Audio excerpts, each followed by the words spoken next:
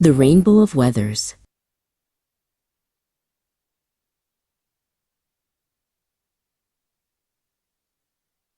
High above the rolling hills made of green modeling clay lived a cheerful fellow named Sunny. He was a round, bright golden disk with a face full of joy and rays that looked like stiff yellow pasta strands. Sunny loved nothing more than to shine his light onto the world, watching the clay flowers bloom and the clay rivers sparkle. To Sunny, a perfect day was one where he was the only thing in the sky, basking in his own warm glory. One afternoon, a gust of cool air swirled around Sunny, ruffling his golden rays. A spirit made of wispy, translucent white clay named Zephyr danced into view.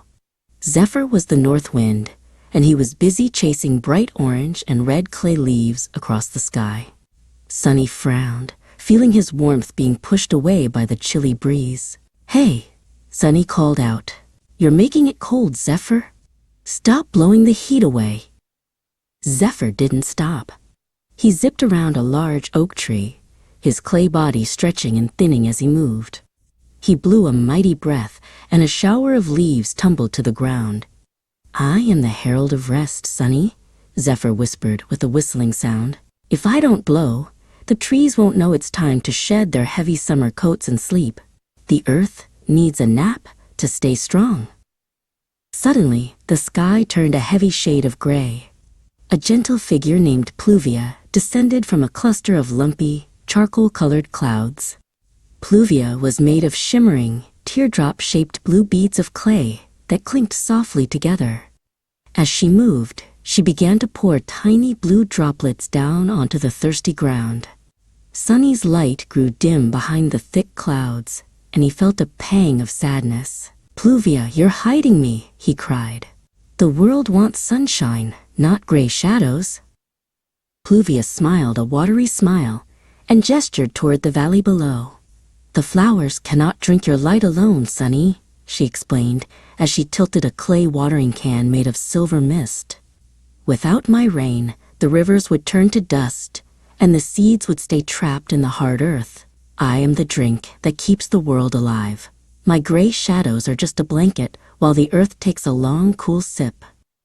The air grew even colder, and the gray clouds turned white and fluffy like cotton balls. A quiet character named Lumi appeared, drifting down like a slow-motion feather.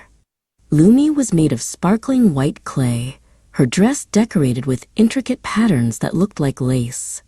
Everywhere she touched, a layer of white frost settled. Sunny felt his warmth retreating even further. "Lumi, you're freezing everything," Sunny shouted. "Everyone will be stuck in the cold." Lumi landed softly on a clay rooftop, turning it into a sparkling white peak. "I am the protector, little sun," she said softly, her voice like the crunch of fresh snow. "I lay down a heavy blanket of white to keep the roots warm through the deep freeze. Beneath my snow, life stays safe from the biting frost. I bring the quiet so the world can dream of spring." She twirled, leaving a trail of white clay dust in the air. Sunny felt very small and very unnecessary.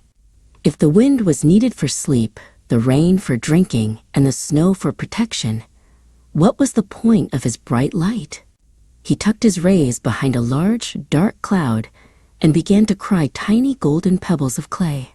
He felt like the world had moved on without him, and he didn't understand why the seasons had to be so complicated. A sudden burst of color cut through the gloom. A magnificent bridge of light arched across the sky, glowing with every color Sunny could imagine. At the top of the bridge sat Chroma, a wise figure whose skin shifted through the entire spectrum of the rainbow. Chroma was made of smooth, polished clay in stripes of red, orange, yellow, green, blue, indigo, and violet. "Why so dim, Sunny?" Chroma asked with a voice that sounded like a beautiful melody. "The others are so important," Sunny sniffled. "Zephyr, Pluvia, and Lumi do all the hard work. I just shine, and when they come around, I have to go away." Chroma laughed softly, and the colors on her clay arms vibrated. "Oh, Sunny, you are the heart of the cycle. Without your warmth, Pluvia's rain would never rise back to the clouds. Without your heat, Lumi's snow would never melt to feed the spring flowers. You are the engine that keeps them moving. Chroma reached out a hand made of violet clay and touched one of Sunny's golden rays. The weather isn't a fight for the sky, it's a dance. We all need each other to make the world whole. Look at me. I cannot even exist without both your light and Pluvia's rain working together. We are a team, and every season is a different chapter in the world's favorite book. Sunny looked at Chroma and felt his golden glow returning, brighter than before. Sunny realized that he didn't need to be the only one in the sky to be important. He watched as Zephyr chased the clouds, Pluvia watered the fields, and Lumi prepared her winter blankets. He understood now that his light was the promise of tomorrow. With a happy heart, Sunny shined down on the clay world, realizing that the rainbow of weathers was the most beautiful sight of all. He wasn't just a sun. He was a part of the Earth's heartbeat,